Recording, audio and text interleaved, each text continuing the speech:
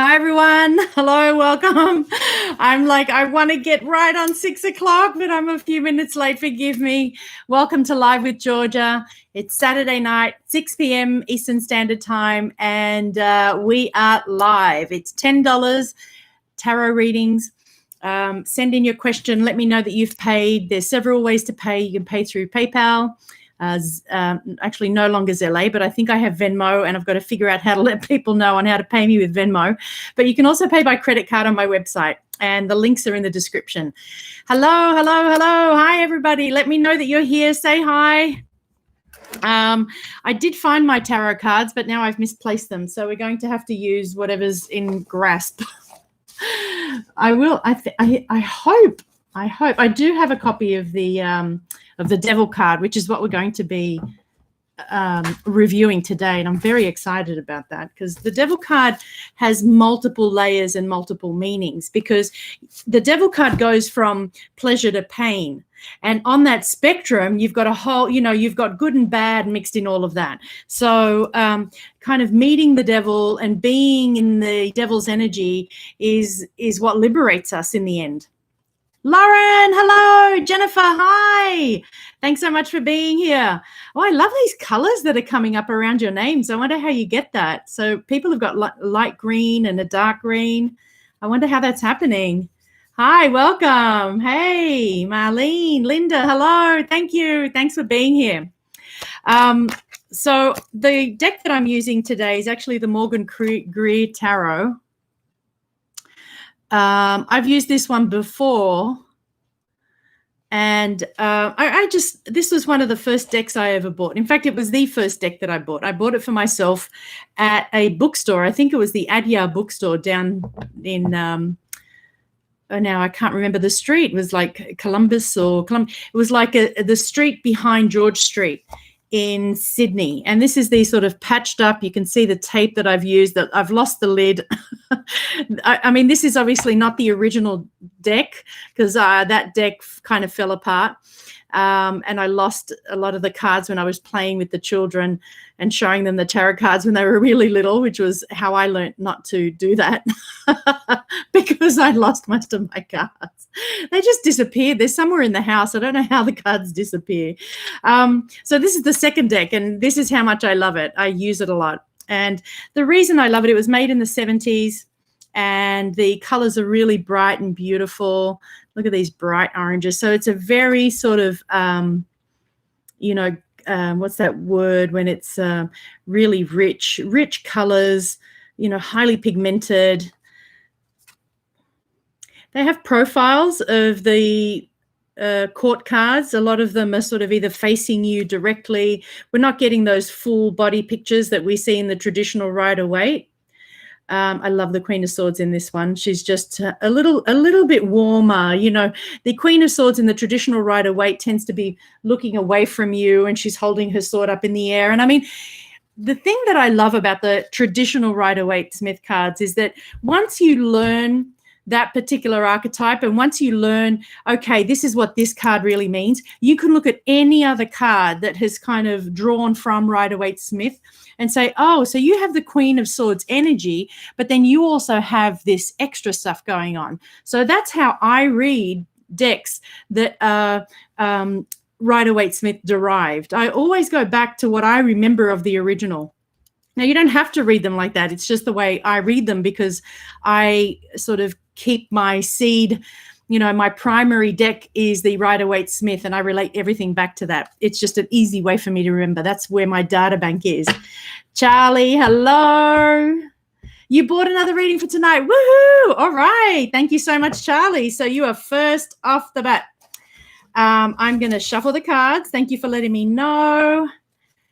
And I was looking at the seats for the seance. So last week when we were all talking about it, a few people, there was one seat left, and a few people were like within 1 minute of one another, ended up buying the ticket. So what I'm going to do is reach out to those people and see, if one wants to go more than the other. I really wanted to keep the numbers to 10 or, just on 11, because I really want everybody to have a good experience. And in that 1.5 hours that we have, this is the Spirit Seance on December 31st, 6 p.m. The one event that I have coming up. It's the last event of the year. Very exciting. And it's a private Zoom gathering, right? So we're going to be contacting Spirit. And so for those that got on, and I'm really happy to say that I'm super excited, and you'll be hearing from me this week. And then I'm still kind of trying to make up my mind whether having 1 or 2 extra people is, because I don't really want to disappoint those that have already bought a ticket. And of course, if you end up going on a waiting list, I will refund your money, and, we'll sort of take it from there. So, be reassured that I'll be communicating with you this week, and we'll be figuring out what to do with the group that now has a few more people who have paid for it than I was kind of organized for. I don't quite know how to limit ticket buying on my website, so that was something that I didn't foresee would be a problem. But I'll be talking to everybody, and then I'll see, I'll sort that out. So I just wanted to let people know about the Spirit Seance. So if you've bought a Zoom ticket and you haven't heard from me, you will hear from me this week. That's the news. The other news that I have is, as I'm shuffling for Charlie, who's bought a ticket, thank you so much, bought a reading for tonight, is that today is the second last show that I'm doing for this year. The next show is the 19th, which is next week. And then after that, I'm taking 2 weeks off. So the last week, Saturday of December, which is literally the day after Christmas. So that's a traditional Boxing Day or Kwanzaa. And it's still a holiday for a lot of people. So I wanted to take that day off. And then I think the next one is like January 2nd, which is the day after New Year's. And so those 2 dates I'll take off.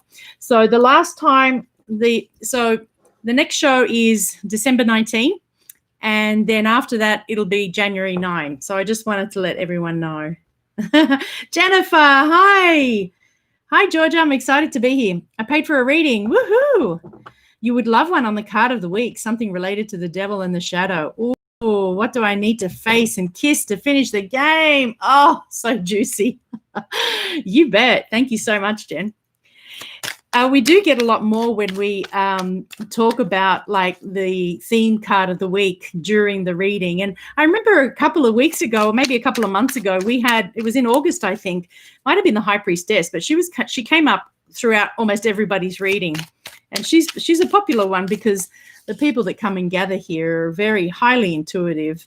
And you're all doing, we're all doing our spiritual work, at least doing the best that we can. I'm just going to pick up a cord to plug in my phone. Excuse me. There we go.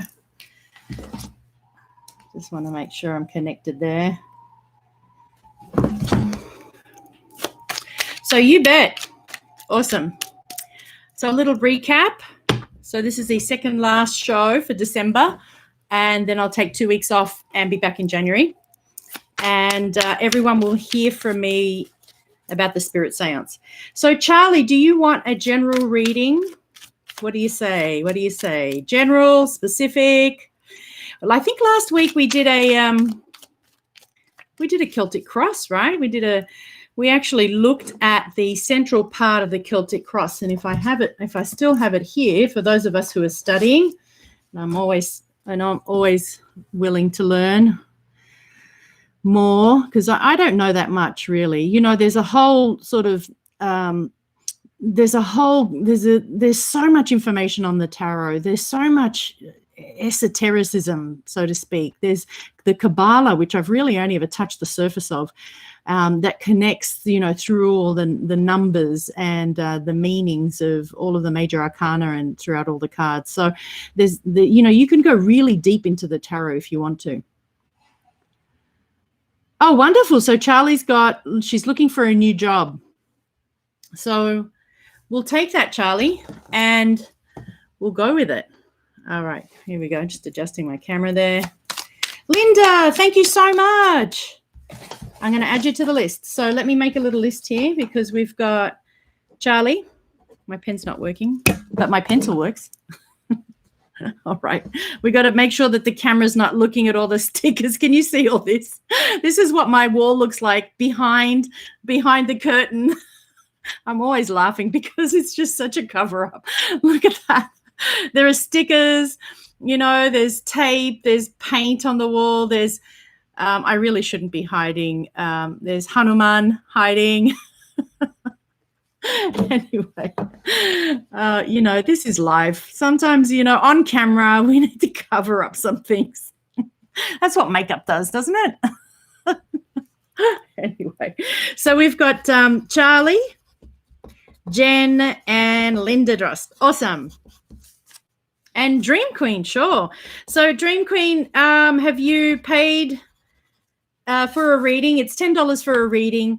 And all you need to do is go to my website, and it's georgiamarantos.com/shop.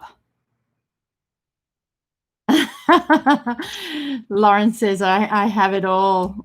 You can see it all here. Marlene, thank you so much. Rebecca, hello. So Dream Queen, let me know what your name is, and if you've paid. If you go to the shop, you look for something called a Saturday Night Live reading. I think I'm making people dizzy by adjusting the camera. All right, this is the way it is. Yeah.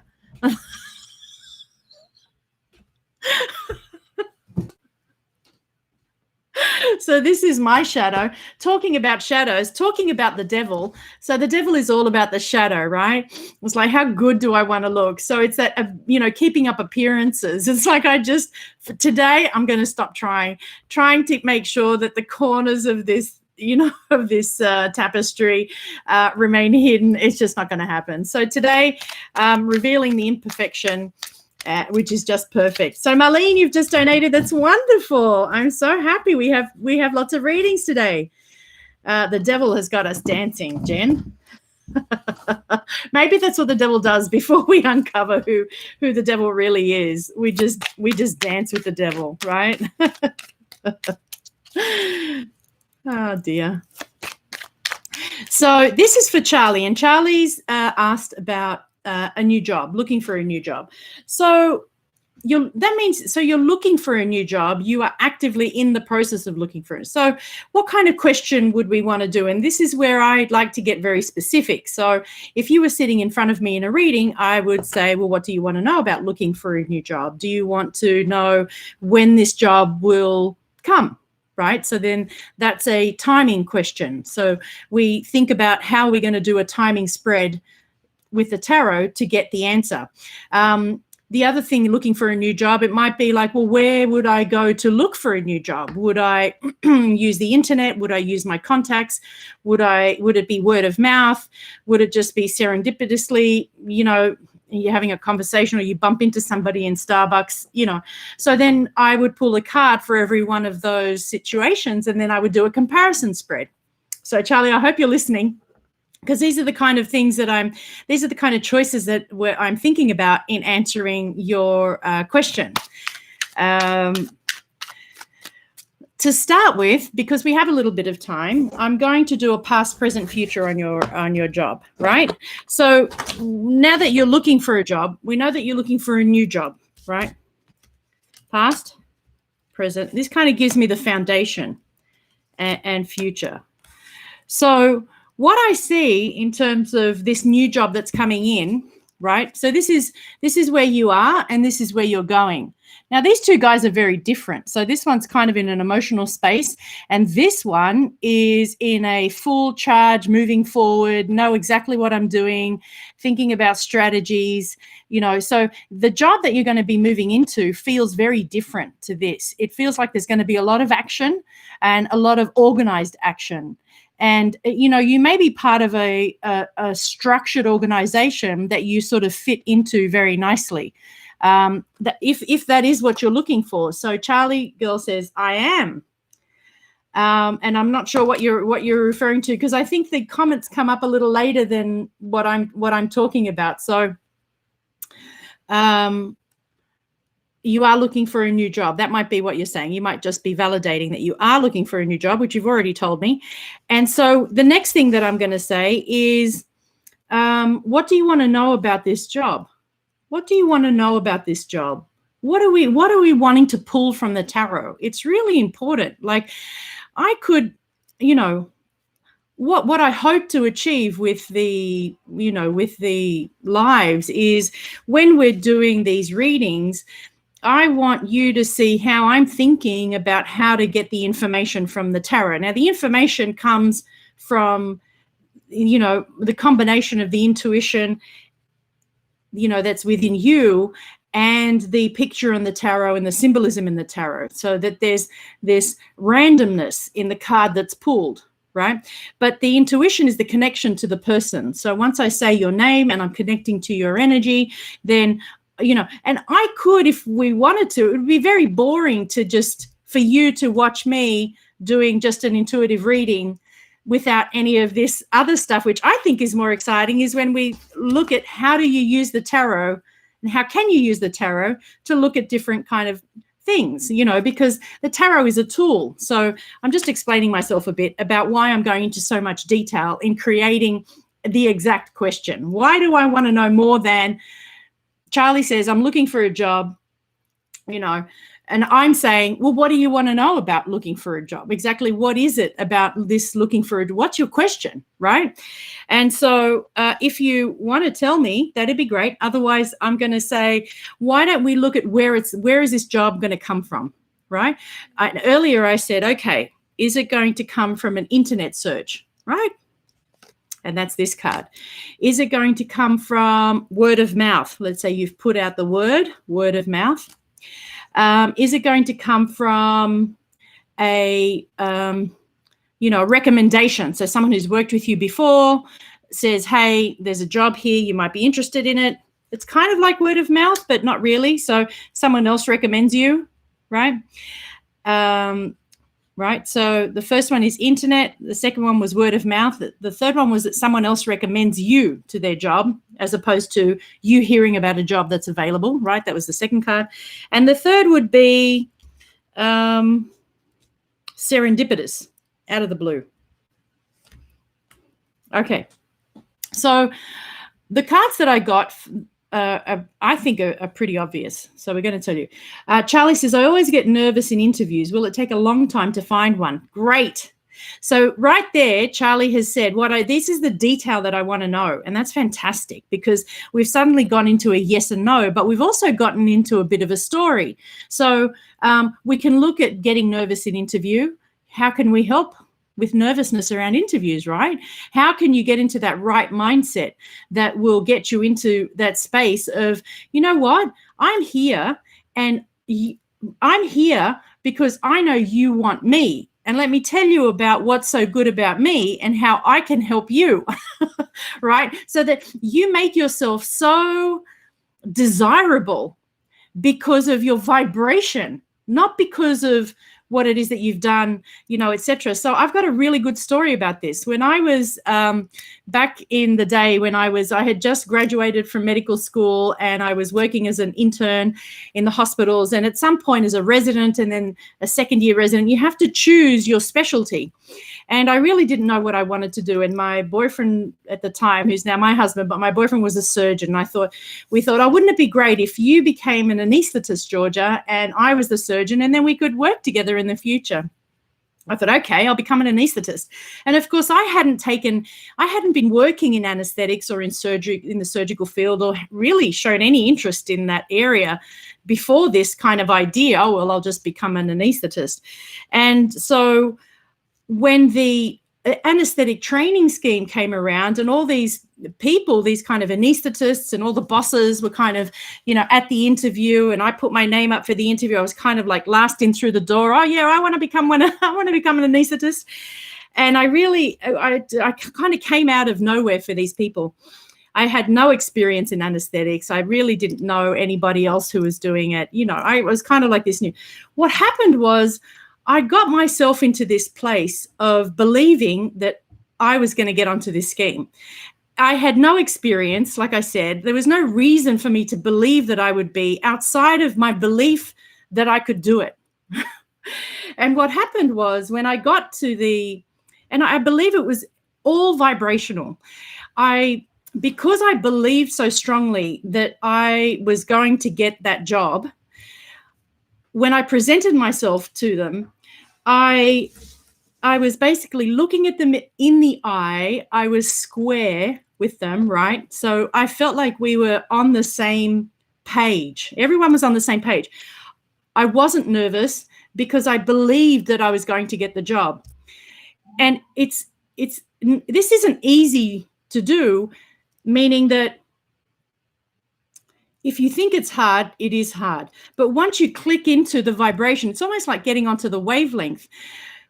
I started to speak and I started, well, anesthetics is very important. And let me tell you why it's very important and why I want to become one, because it's so important. And it's, it begins with an A. And I just rattled off all of this stuff. I had no idea where it was coming from. But because I sounded so confident, because I knew I sounded like I really wanted to be there. And when they were listening to me, they were saying, well, that confidence and that belief in who we are is what we want around us. They wanted to be around my energy. They wanted my energy in with them. And I think that has a lot to do with it, Charlie. So it's a very long story, but I got the job. I didn't end up staying and sticking with anesthetics, but that's a whole other story. But that was how I got the job. And I remember it was a vibrational thing. When I look back at that, I think that success, that entrance was because I imagined I was already one of them. I walked into that interview as an anesthetist and as an anesthetic training registrar. I didn't believe that I couldn't do it. So there's something in that. Very long, very long. Here we go. So let me tell you about the cards that I chose for how you're going to hear about this job. So this was the internet search, right? And I always see this card as a big cross. Now, the 10 of coins traditionally is like a really big completion, wholeness, wonderful card in the traditional Rider-Waite. This one is, it has this cross and a close. So I feel like it may not come from the internet necessarily.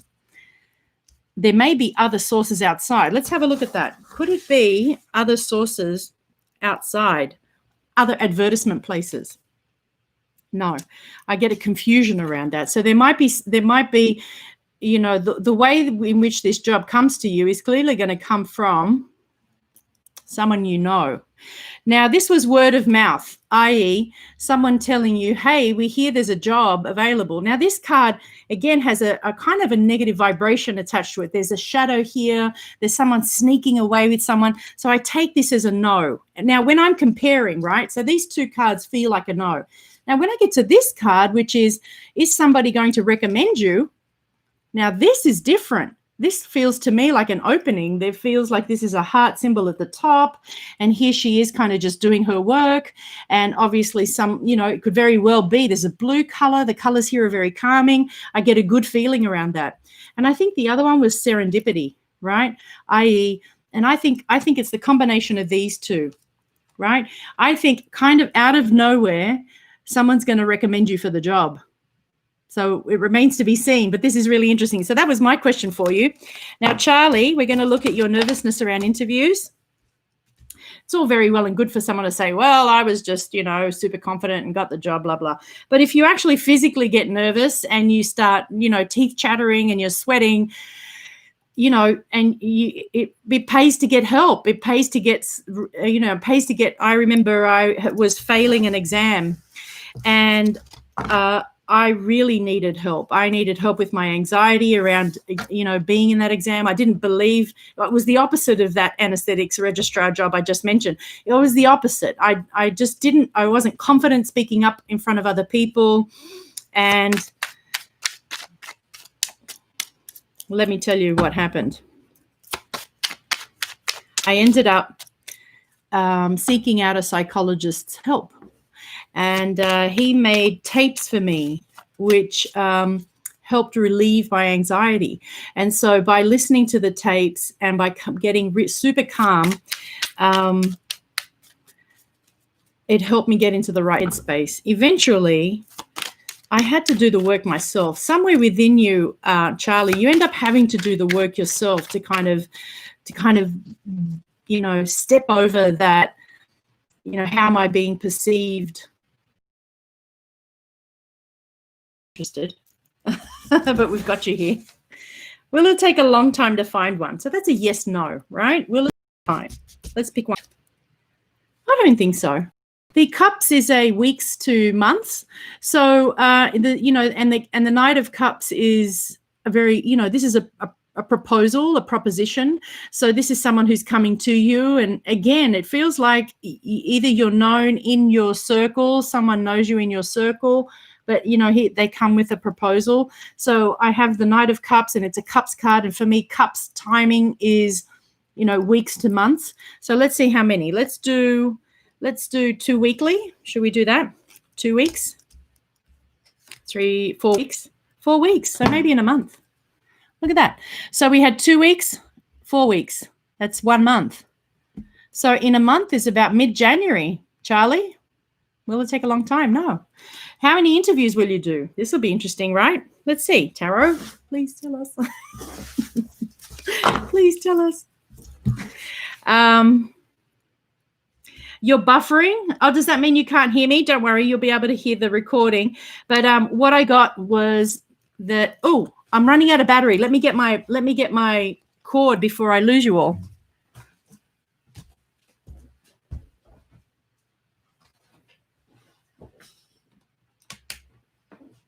Oh, that was lucky.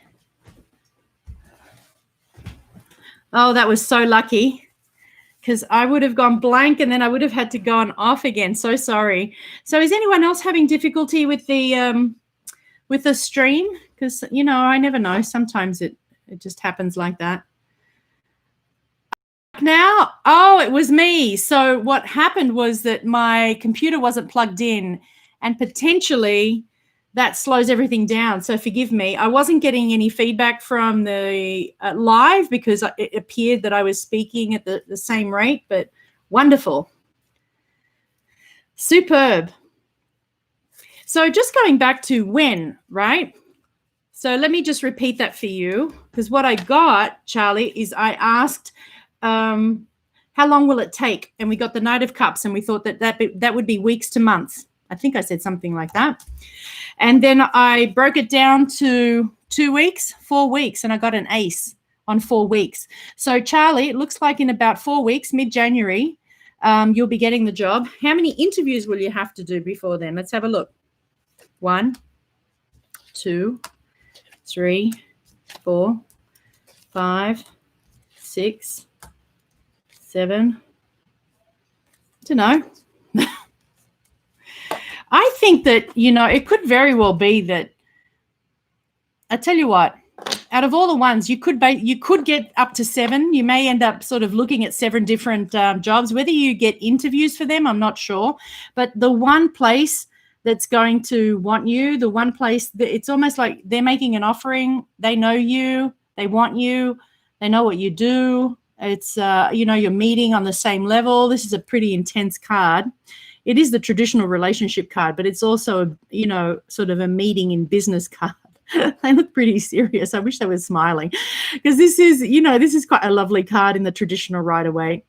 And, you know, 2 people are coyly meeting, and, you know, it's the beginning of a beautiful relationship with this gorgeous medical caduceus, you know, this big lion and the intertwining snakes. I'll have to find the deck. It's gone. I should really bring it back. I wonder where it is. It's in the other room. Let me know if you want me to bring the traditional Rider-Waite deck. I'll go find it, but I'll just have to leave the seat. Here we go. So, Charlie, does that answer your question? Do you want to have a look at the nervousness? I know I've talked a lot about my sort of situation using, Charlie says thank you.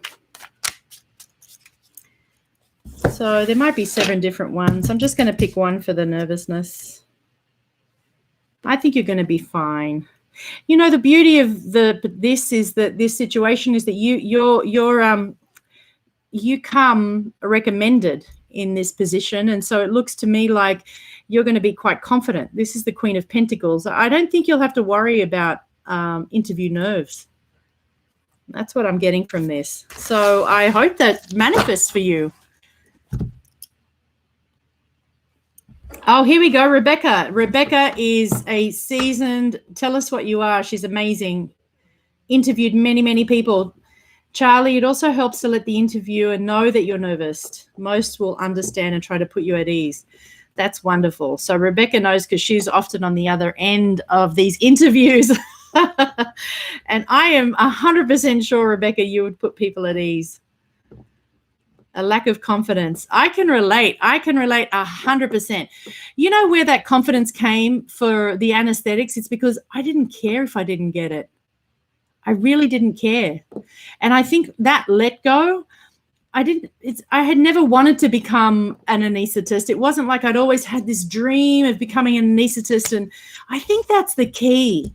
I think that's why it worked that way, because I had absolutely no attachment to not getting that job. I knew it was my job. I knew I was going to get it. Somehow I just knew I was going to get it, and I did.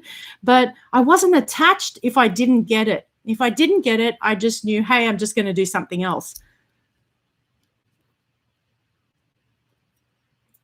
So I think that that non-attachment really helps. But it's hard. You know, we're in a space now where we really need a job, or we want to make sure that we have that income. And, you know, that sort of stress level gets up there. But I have a feeling that you're not going to be so nervous in this one. So this is great news. Superb. Awesome. Jen, we're going to talk about the devil.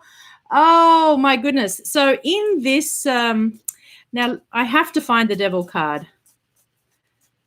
And I'm going to show it to you in this deck.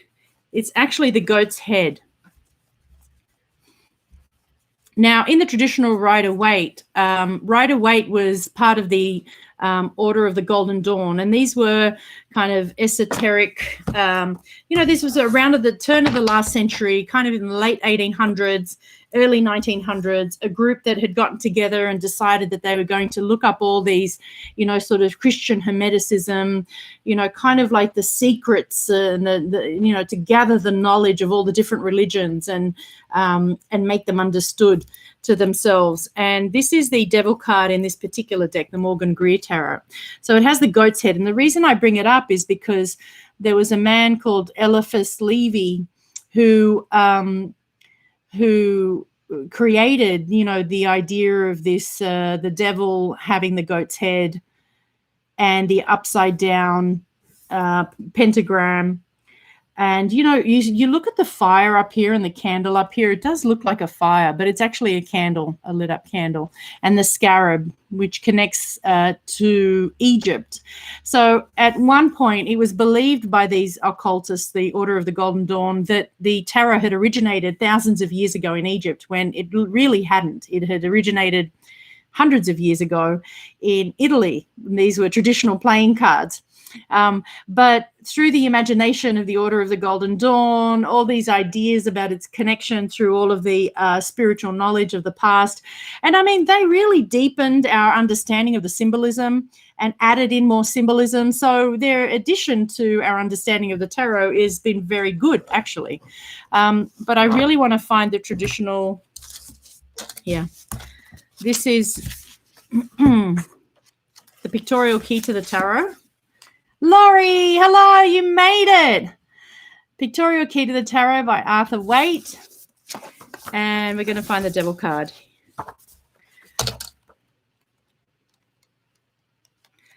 So we're going to pick out the devil. This is for Jennifer. And we are going to have a look. We're going to ask for spiritual guidance, right? And we're going to ask, what does Jen need to face to finish the game, right? So here is the traditional Rider-Waite Smith card, and this is this particular deck. So you can see how decks that, are Rider-Waite based, you can see the, you can see the connection. So here is the, the goat head, the man's body, the bat's feet, and the bat's wings. Right, so this is a night creature, meaning we're looking at the darkness, we're looking at the shadow, we're looking at that which is, hidden from the light. or made aware of by the light, right? Depends on how you, depends on your perspective and how you look at it, because it is something that we all need to look at is our shadow and understand our subconscious, our unconscious, our motivating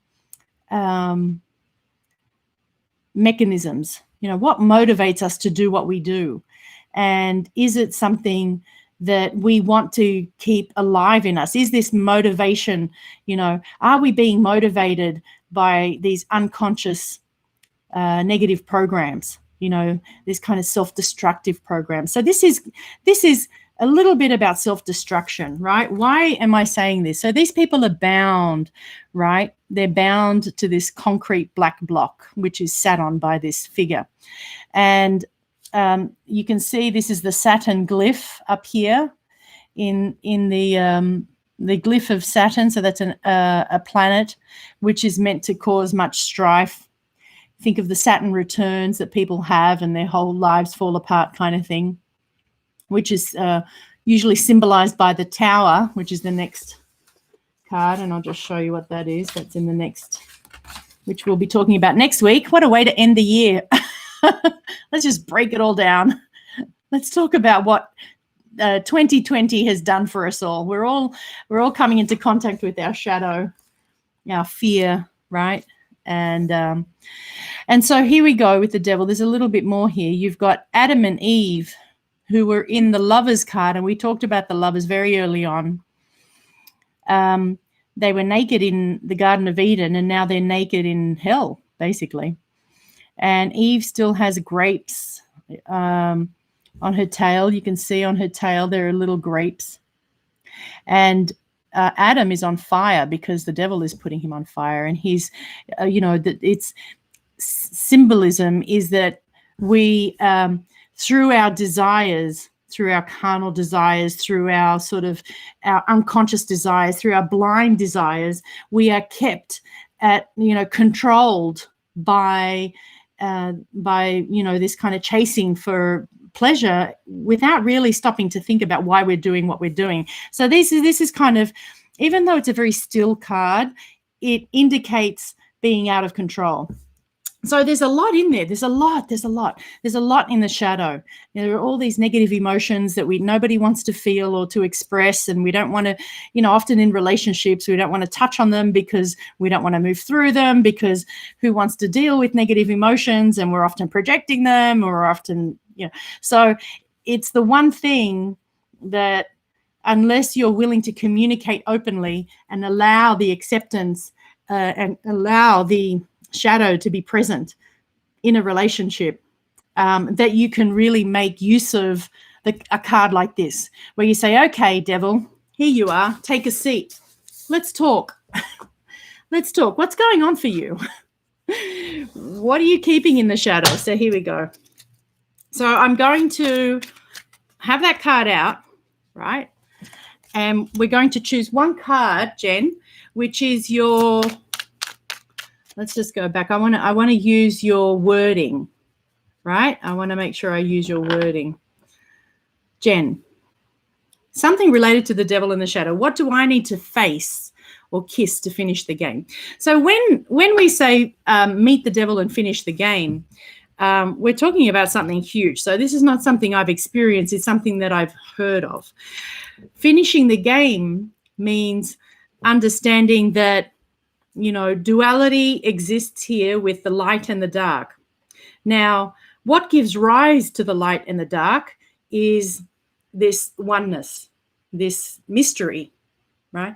And so when we finish the game, we're finishing that split, that separation, and we're coming back into communion with who we really are. So that's and so therefore when the question is asked, what do I need to do to finish this game of duality whilst I'm alive, obviously without losing my life? How do I end this game of duality in the mind or wherever it exists so that I can come into oneness, right? And the experience of oneness.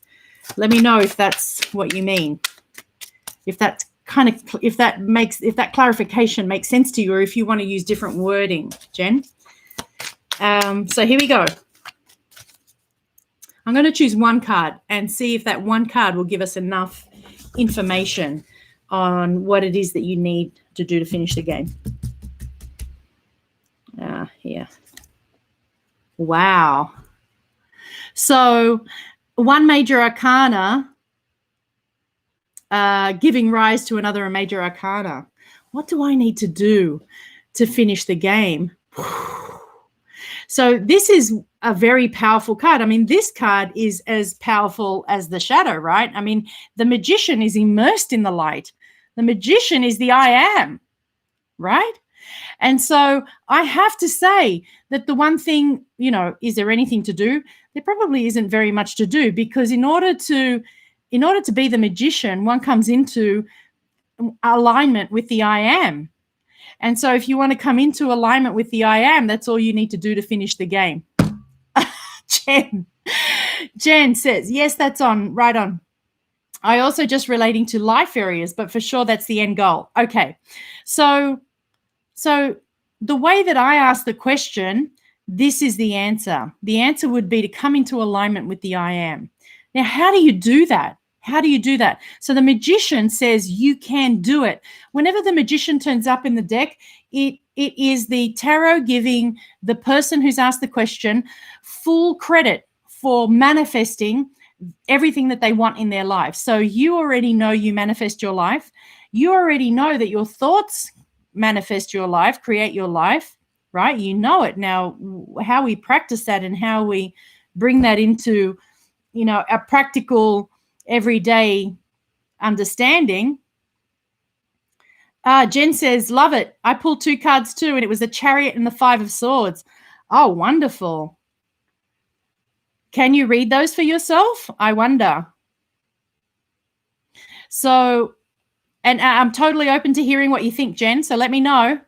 So the magician says, you are capable of doing that which we just talked about, coming into alignment with the I am to beat the devil and finish the game. Now, if we were to ask in a little bit more detail, well, how are you going to do that? How do you come into alignment with the I am? How do you do that? Do you do it through meditation and prayer? How do you do it? So you do this through surrender and let go. This is the biggest one. I'll just continue until I hear back from you, Jen. So let me know if you want to tell us what you think of the Chariot and the 5 of Swords there. So this surrender card is another very powerful card. So in answer to the one major arcana question that we had, we got 2 other major arcana answers, which means that in order to meet the devil and finish the game, big effort is required. This is archetypal effort. This is like kind of ballsy effort, like full life effort, right? This is like you put your heart and soul into this effort. And I know that you already are. And so this isn't like an everyday, this isn't like, you know what? I think, at 10 o'clock, I'm going to, meet the devil and finish the game. It's not like that. At least that's not what we're being shown by the tarot. Otherwise, if I was getting the smaller cards, I would say, well, it's kind of a simple activity. But what I'm being shown is that surrender and let go are going to help you get there. Okay, why? Because the hangman, as we've spoken about, is all about letting go. This man is hung by one leg. It's effortless let go. There's no effort involved in being in this card. He's happy. He's not uncomfortable, right? And this is a guy who's hanging upside down. He shouldn't be comfortable. It doesn't make sense. But look how aligned these buttons are. And it's the same in the traditional Rider-Waite-Smith deck. Only the wood in the Rider-Waite-Smith has like fresh leaves growing, so it's like a living tree. But that's okay. This tree still looks quite robust, even the way that it's set up. So you have this sense of effortless letting go. So if all you're doing now is surrendering and letting go. Oh, the 5 of Wands. Oh, that's great. The Chariot is also major arcana, yes, and duality, light and dark. That I am in control, driving literally my chariot. I have answers and the ability. You have all you need, absolutely. You have all of the spirit. So when we think about the chariot, there he is with the canopy of the stars, with the laughing and the crying faces, with all of the phases of the moon, with all of the understandings of, the laws of the universe, with that connection to the high priestess, right, with the knowledge. And you've got the sphinxes sort of lying calmly at your feet with their tails underneath their paws. So that's actually a really beautiful. And so the Five of Wands signifies a challenge. So when you come up with a challenge that comes into your life, what you want to do is be in a chariot. In the Bhagavad Gita, we let Krishna drive the chariot, don't we? Because we hand it up to spirit and we say, you know what, I've done a pretty botchy job thus far. Could you please help me? Could you please help me drive this chariot? Because it was pretty bumpy back there. And so, as you know, once that happens, once that surrender and let go happens, then you can move forward and manifest that which you want, which is to finish the game. Yes, and be in surrender, right? Right. That's how these cards come together. That's why I love when people are pulling cards, because it has to be the same. It has to be that we're all coming to the one. We're all coming to the one message. Is that great? That's great. Well done, Jen. Oh, did I send you that book?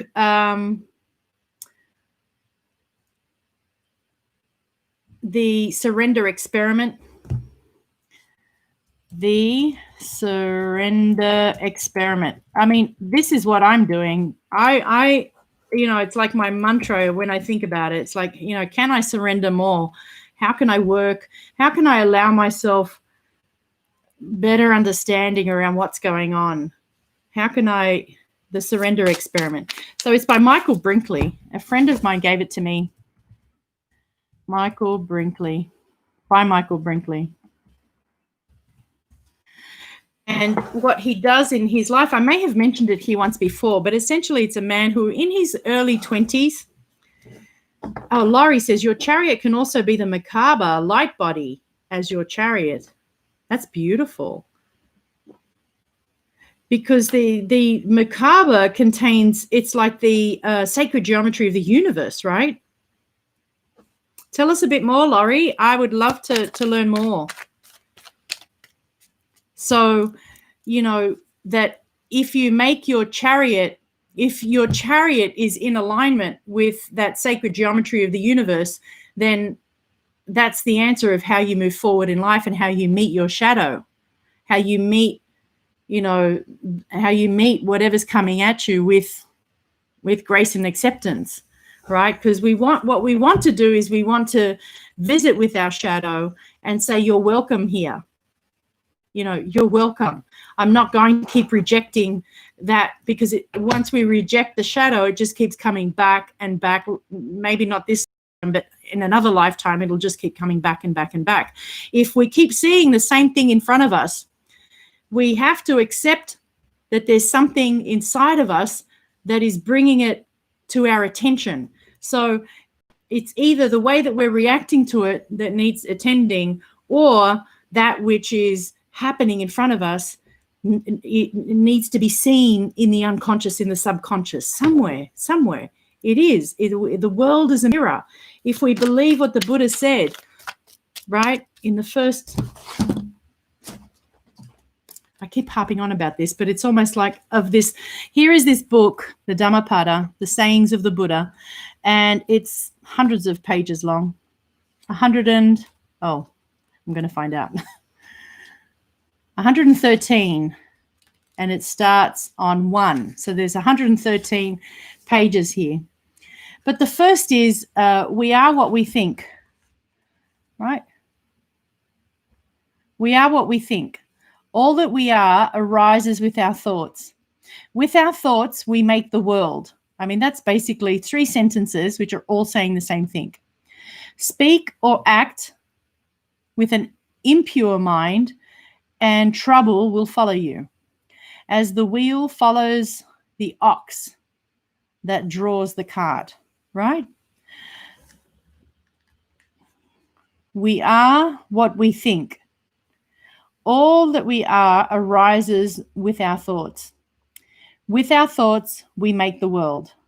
Speak or act with a pure mind,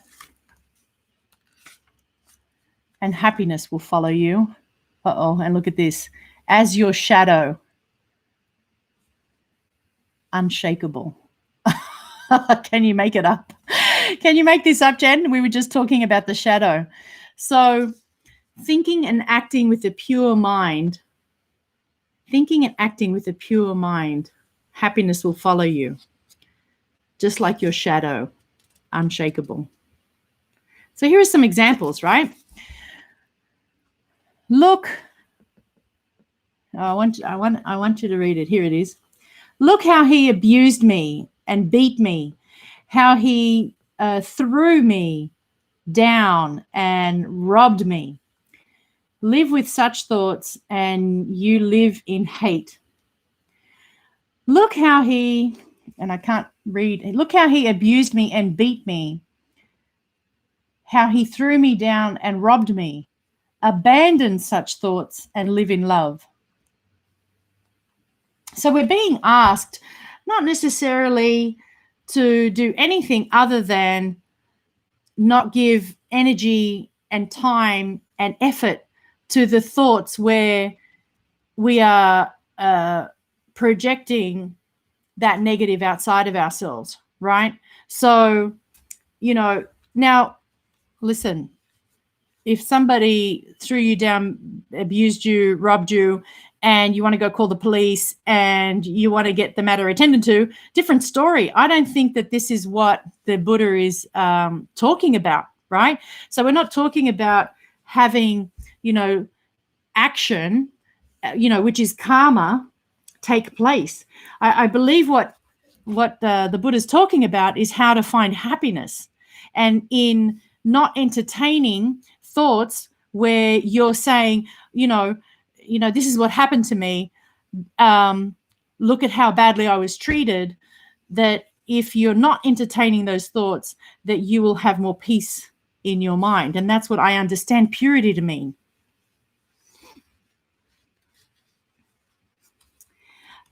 So Laurie's talking about sacred geometry. Thank you. And Merkaba comes from a Hebrew word, which means chariot. That's amazing. Wonderful. So, wow, so much came through on that one, Jen. Thanks so much for asking your question. Fantastic. Profound. Big moves, big changes, and big opportunities, right? Big opportunities. It just goes to show how much the surrender, it's like I could probably think about and study it and maybe delve into it for months and months and years and maybe even lifetimes. I mean,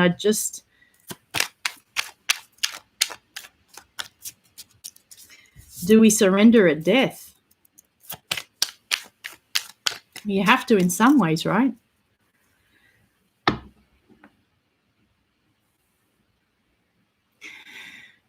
Pamela, hello. How are you?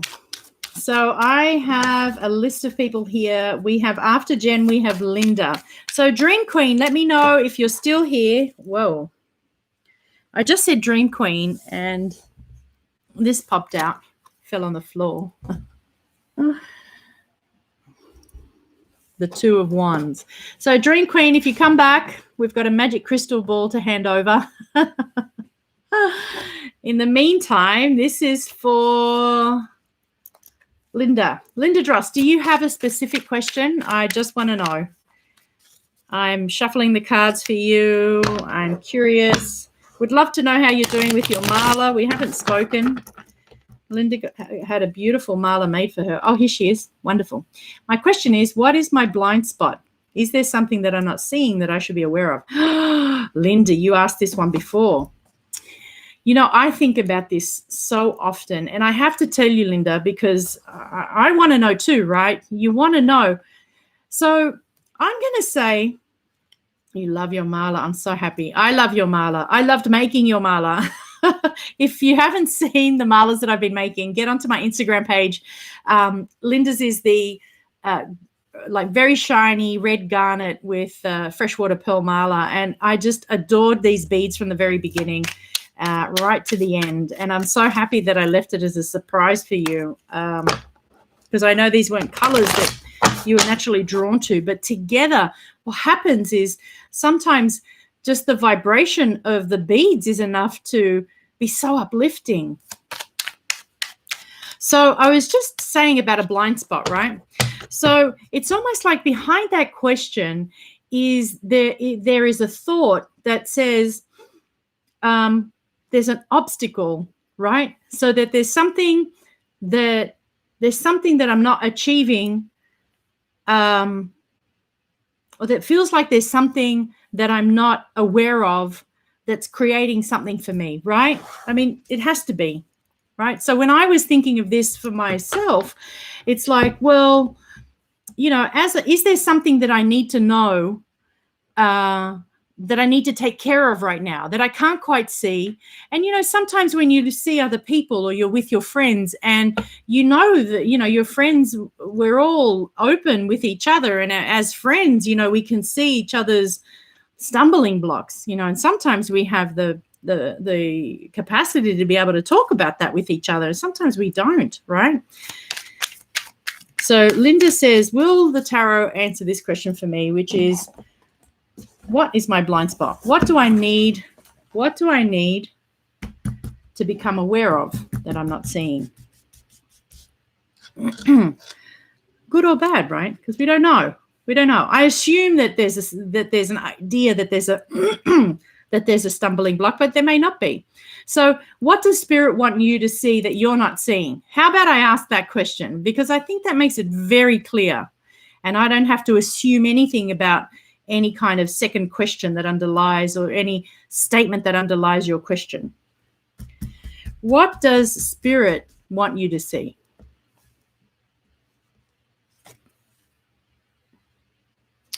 Spirit wants you to see your abundance.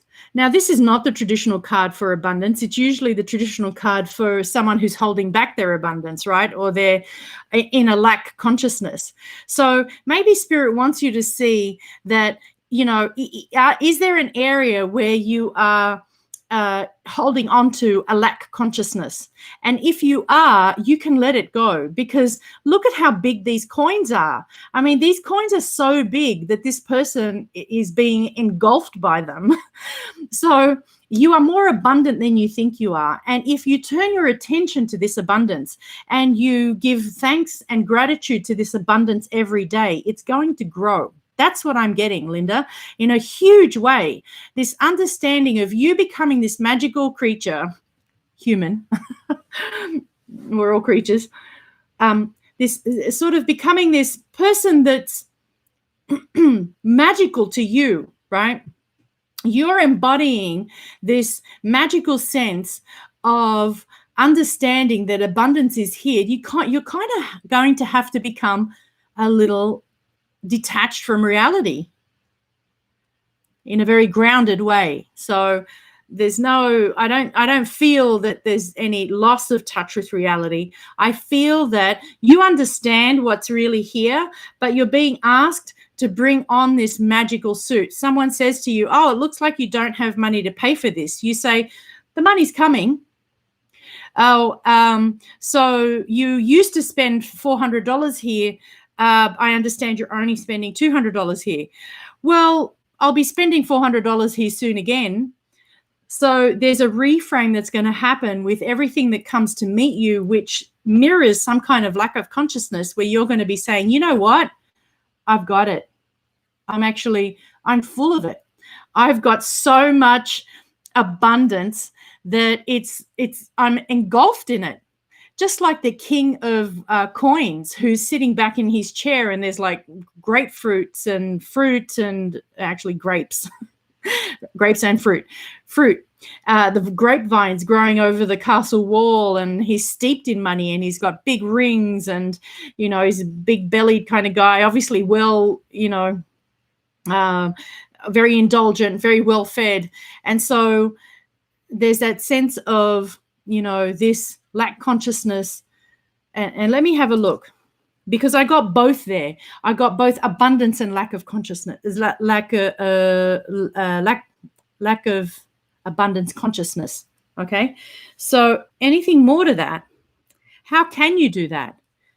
Right. So one is what I suggested that came through, which is just to say, I'm going to reframe all of these, lack of abundance statements into positive. I'm going to change them into abundance consciousness. I'm just going to believe that it's really all here for me. Everything I could possibly want or need is here for me now. What else could you do? Howl at the moon. You could howl at the moon. Okay, so, this is, the moon is about, and we're going to talk about the moon in a couple of weeks, I should say, actually into the new year. The moon is about going into the subconscious and seeing, are there any programs where, and I know you've done this work, it's not like, and sometimes we just need to revisit it one more time. We did ask the question, what do I need to know? And it's not like what came up is something you don't know of and that you haven't dealt with, because we're always dealing with almost the same things, our lack of self-worth, self-hatred, our self-sabotage, all these kind of shadow aspects, right? The part that's tripping us up as we're reaching for the light, right? These programs that we've put into ourselves and perpetuate. So here is this moon card to say, what else could you do? I asked. Well, what else you could do is to do a little bit more work in the subconscious, to look for any programs that are running in there, that are running that lack of consciousness program for you, and pull them out, right? Heal them. Do a soul retrieval. Let's have a look, because this looks like a soul retrieval, doesn't it? You're going into the water. All these animals are there. I got, this card, should you do a soul retrieval? I got yes, So this is a yes. And we know Sandra Squires, who's Grey Wolf Howling on Facebook, who I highly recommend. She does readings for Creek and Wellness Retreat. I will put her name down if I remember. Linda says, ooh. That's right, howling at the moon. And maybe just channeling that raw, part of us that needs an outlet. Hara chakra from this past week's class, yes.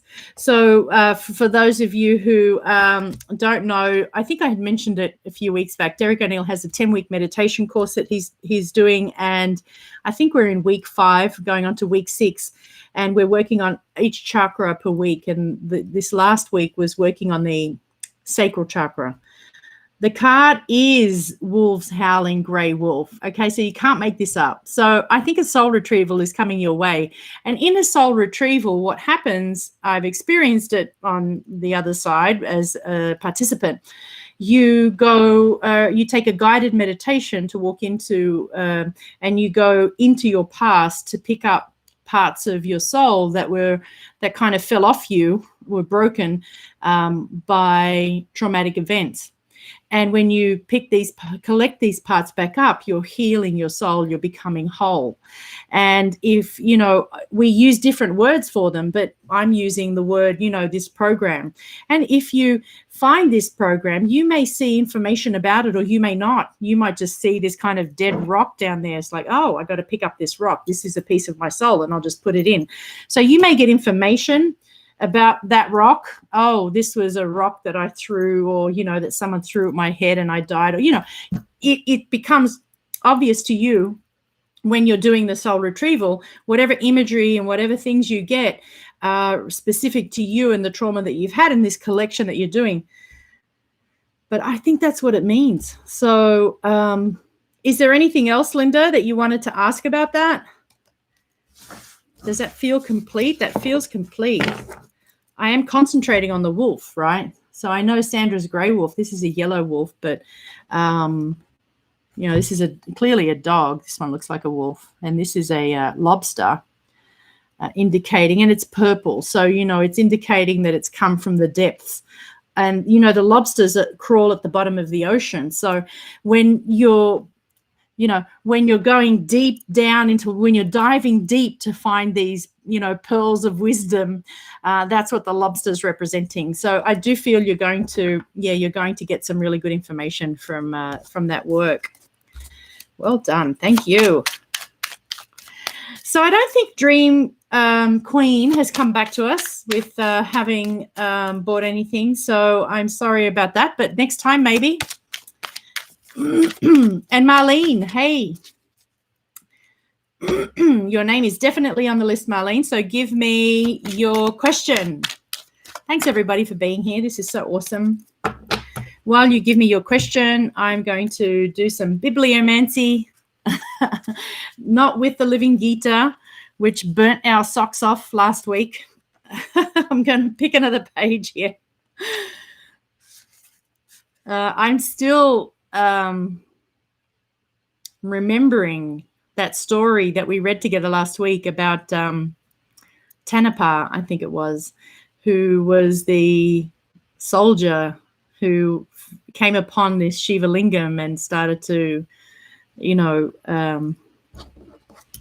worship it, and that whole story about devotion. And I've been thinking a lot about, how devoted am I? How much more devoted could I be to spirit, to love? How deeply can I love? Can I love more? Can I love better?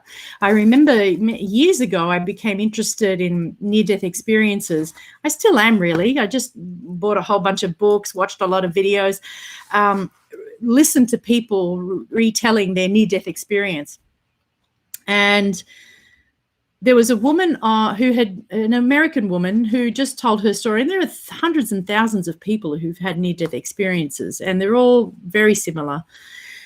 And this one woman who was having an operation, and I don't think I think maybe she'd been a Christian before she was, so she was a Christian, a believer in Jesus, and that was her sort of religion and spirituality before she had her near-death experience. Well, after she had her near-death experience,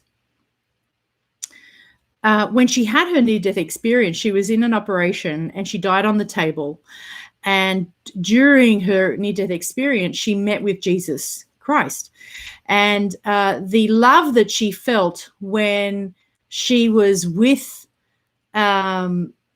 Jesus was so consuming and so fulfilling and so nurturing and so like all encompassing that she just wanted to be in union with this love, didn't want to return back to her life, didn't want to return back to the children, didn't want to go back to whatever it was that she had unknowingly left at the operation table, right? Where she was having an operation. I think it was just a standard procedure. But when she asked Jesus, why can't I stay here? Because she was told that she had to go back into her body. She goes, well, why can't I stay here? And Jesus or the Spirit was basically saying back to her that this love that you're experiencing, you can experience. Are you able to love like this? How much love can you give? How much love can you receive? And with that, she kind of came through and then made it her life's purpose to love more, to love better. So everywhere where she had relationships that had frayed or become separated from people, she put extra energy into how can I love more? How can I do better here in this situation to express that love that I felt when I was in union with the divine? And it was just so inspiring. So here we are. I know we've got some spam people who've come in. You're welcome. You're very welcome here. If you want to ask a question, we're doing tarot, $10 questions, georgiamarantos.com. Go to my shop. And if you've paid for a reading, I'm very happy to pull some cards for you. In the meantime, it's time for me to pull a card for Marlene. And Marlene, did you tell me, did you want just a general reading? I'm really happy to do whatever you want. And in the meantime, I hope you come back. Oh, here we go. I would just like any advice for the new year 2021. All right. Advice for the new year. Here it is. Oh, wow. This is a fantastic card for you, Marlene. This is the High Priestess. So in terms of advice, keep doing what you're doing. Keep connecting with your higher self. Keep connecting to the inner divine feminine, which is what you're, very naturally connecting to anyway, because you are intuitive, because you already do this work. You have an inclination to do readings, an inclination to learn the tarot. So you're being asked to continue to do the same. Understand the spiritual laws. Come into sort of a better relationship with understanding how those laws are playing out in your life, right? This is the High Priestess. And I like the way that she's holding her fingers, right? See the way that she's holding her fingers? So the way that she's holding them, I'm just going to hold this a little bit closer. So now this is when I'm no longer remembering what the High Priestess in the traditional Rider-Waite is doing with her hands, but I'm looking at what this one's doing. So I see the Christian cross, although this one does feel very even. So in the sort of Christian cross, you've got the long one and the shorter sides. Right here, it's completely equal. This is like the cross that exists in the Judgment card, where you have the absolute connection of the masculine and the feminine. And in that center point, you have 0 point consciousness, that's that God consciousness. So I feel that that's actually something very important for you too. You may actually be doing some practices, some spiritual practices. That's what I feel is happening. So when you begin to feel nervous, this is the message for 2021, because we don't know what's going to happen. More of the same, really. We've got the second wave that's going through the world, or there are some places in the world, in terms of the pandemic, the COVID-19 pandemic, that are experiencing their first visit with the virus. Other places that are experiencing their second visit. Some places that didn't have it touched were being touched. Some places that had it are being hit, are getting their second wave. Whilst we're anxious and kind of nervous around looking at what's going on, I feel that you can rest your concerns and any worries that you have on the laws of the universe, which are the spiritual knowledge. So if you have a book that, so for example, the sacred texts, the Dhammapada is an example of the sacred text. The Bible is another example. The Torah is another example. The Quran is another example. The Bhagavad Gita, or the Vedas, the sacred texts, which are thousands of years old. All of these thousands of year old texts that contain the spiritual knowledge and understanding are the things that you can sit back on. They're the ones that are going to provide you that support. You see how she's holding her hands, but she's resting on the knowledge. So I feel like that's the advice, that as we continue to move into 2021 and we're all looking for something bigger, brighter, some kind of opening. So how is any of this going to get better anytime soon? While we're doing that, while we're sort of anxiously waiting and looking at how this vaccine's doing, et cetera, you do something with your hands when you get nervous. Oh, that's so interesting, because I've never looked at this card in this way. And like I said, I've been reading this particular deck for a very long time, since in the mid-1990s. So yeah, that's very interesting. And see also how she's got both feet on the moon. Both of her feet are on the moon. And I feel like she's just resting back on her understanding of cycles, because the moon is all about cycles and how they move with the magnets. There's a lot that's beyond our control. And I feel like this is where surrender comes in. So that reading that we did with Jennifer is a little bit for all of us, especially coming to what's been happening in 2020, moving into 2021. The best thing for us is to let go of the idea that we're going to control any of this, and to go with this flow, right? And to keep our sort of foundations, full of spiritual understandings, because we need to elevate ourselves. Otherwise, we're going to get depressed. Otherwise, we're going to get sad and get caught up in all these kind of negative reactions. A lot of what's happening around us. And it's easy to look at the news and kind of go there. It's easy to listen to friends who are talking about something and go there. It's very, very easy. I easily get caught up in it. It's not, I'm not immune to this. I have to practice looking away. It takes effort in some ways, sometimes. But you see, she's doing this effortlessly. We've got 15 minutes. So what I'm going to do, and I hope that gives you enough. And you see these beautiful blue. So she's in her throat here. This is kind of at the thymus. This cross. This, this intersecting positive and negative. The intersecting of the dualities, the male and the female. That's happening here over her thymus, which is the space between her throat and her heart. The heart is a little lower. So her heart would be lower here and her throat is up there. So this is at the thymus, which is, it's a gland that regulates our stress levels.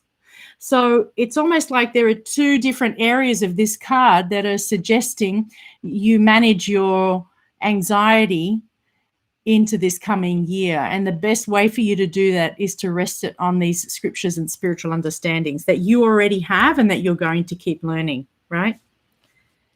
One more card. And you're going to be fine.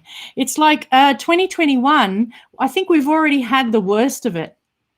Now we're just traveling through to the other side to safety. So,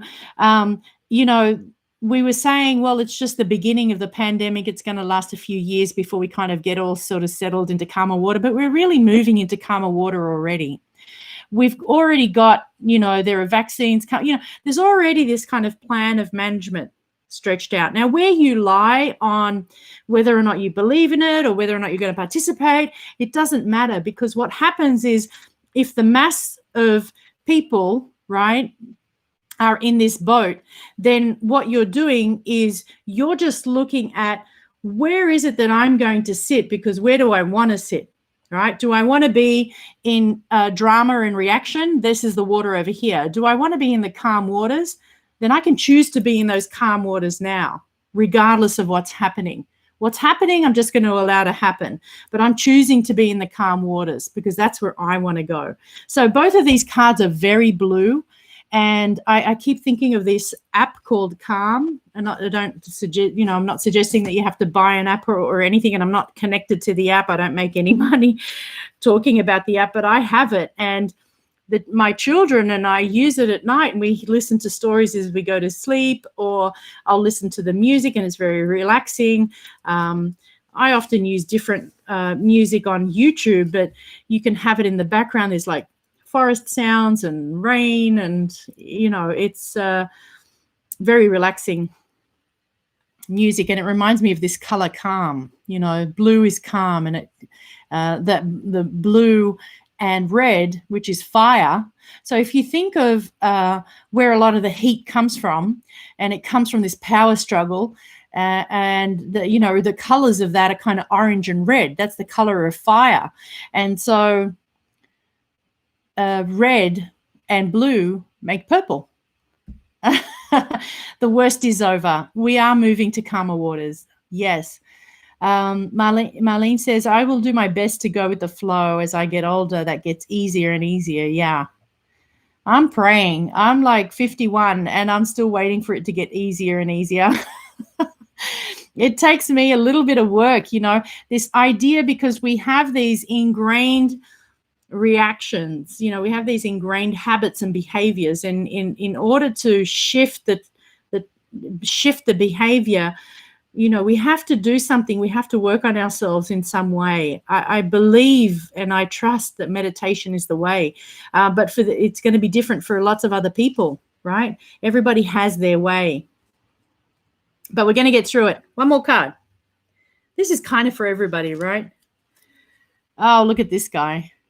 Sometimes we need to speak to people, right? This is the therapist, but he's on top of it. He's kind of like, he's the guy that you go to who's got his act together, right? So if we need to speak to a therapist, that's all right. If we need to speak to a counselor, that's all right. If we need to seek spiritual guidance, that's okay. And he's here to give it to us, right? And there's also something about him that says, well, even if the sea is rough, if you can ride the emotion as best as you can, then that's probably the best way to deal with a very rocky situation, right? And I think a lot of us have done that with a lot of support over this year. I had a lot of support, to get through a lot of the anxiety that I had around this year.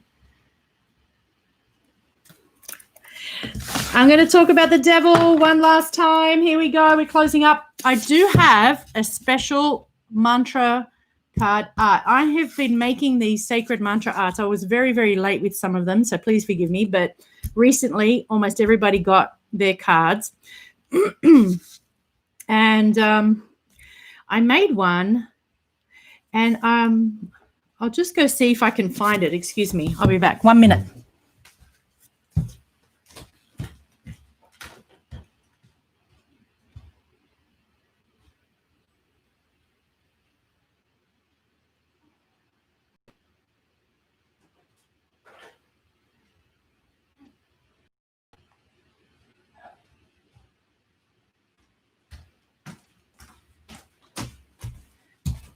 Okay, here it is. So I've been painting these. This is the drawing. So I don't know if you're connecting to the Shiva Lingam. Can you see this drawing? It's a beautiful cobra over a Shiva Lingam with the trident. This is the trident. This is the symbol of Neptune, if you believe in the Greek gods, if you know the Greek gods. It's also the symbol of, in Florence, the beautiful fleur de lis. Is that right? But also symbolizes the Trinity, the Holy Trinity. And the cobra is protection. The cobra represents protection. Not only did the cobras, the snakes, seek solace with Lord Shiva, but they also protect him, and that you often see them coming over. So I'm going to paint this in watercolor. We'll see how it turns out. But I'm giving this away. Isn't that great? What a surprise tonight. I'm giving away this painting, which is yet to come to life. This is just the drawing. So give me a number between 1 and 10, because I think there's 10 people here. Wonderful. And I have the number in my head, and I'm going to put it down with my pencil. Thank you, everybody who's bought a reading today. We're going to finish talking about the devil. I think, Jan, that the way that Spirit answered your question about how to, meet the devil and finish the game is how everyone could meet the devil and finish the game. Don't you think? All right.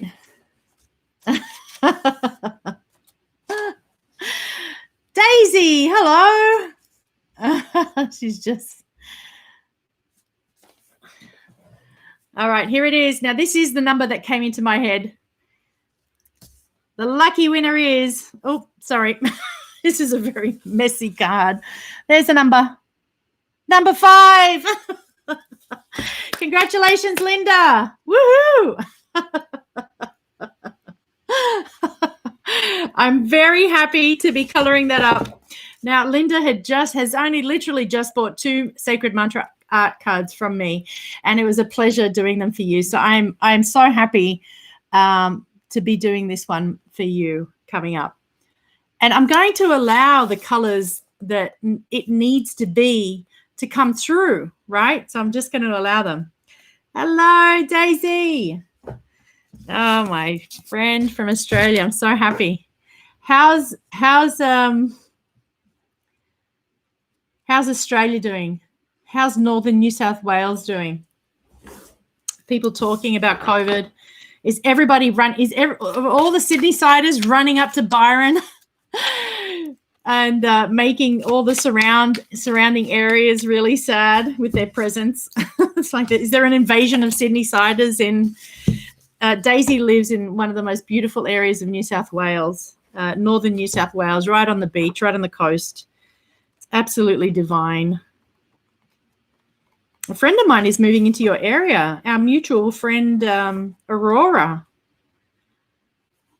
There's your abundance, Linda.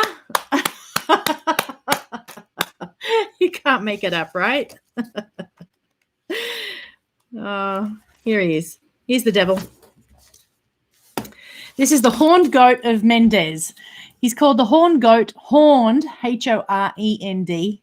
Wait, the other way, H-O-R-N-E-D, horned goat of Mendez. And that was the name sort of made up by Eliphas Levi, right? And he's holding up the sign of Mercury. God, I made a mistake, not Saturn. It's Mercury. Forgive me. So what I said about Saturn is actually what I meant to say about Mercury. So it's an astrological blunder.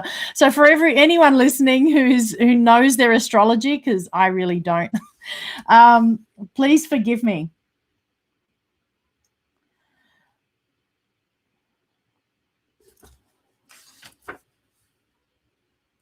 So the devil is seen as the bondsman, the one that keeps us in bondage, but it's actually ourselves that keep ourselves in bondage, right? So the devil is symbolic. It's much like the figure of God is symbolic in us. So we have to start understanding that the devil and God are both inside us as human beings, because we are in the 3D with this world of duality, the world of opposites. And this concept of the devil and the concept of God are deeply ingrained within us over many, many generations and many lifetimes, depending on whether you are a Christian or if you're Buddhist, it's a very different story, right? So they're given different names, but we're talking about the same thing when we're talking about negative poles and about duality. Forgiven. Oh, here we go. Laurie is the specialist. Thank you, Laurie. Mercury relates to thought and mind communication. So does this not make sense that we're going to be dealing here with fear, addiction, sort of uncontrollable desires, sort of out of control ego, right? This sense that which we wish we could stop doing, we don't know how to stop. These are habits, these are unconscious programs, the devil. And there's one spectrum of this, which is there's nothing wrong with fulfilling our desires. It's that point where, having desires and having unmet desires creates suffering. Or when we can't meet our desires are unmet, we end up suffering. So it's this ball and chain of having desire after desire after desire, and then being a slave to whether or not the desire is quenched or fulfilled. And that's what keeps us on this wheel, which is the Tibetan wheel of life, right? Because desires are right in the middle. And they're the mechanism and the motor that keeps the whole wheel going, right? I don't know which way, there we go, the whole wheel going. I don't know which direction it's going.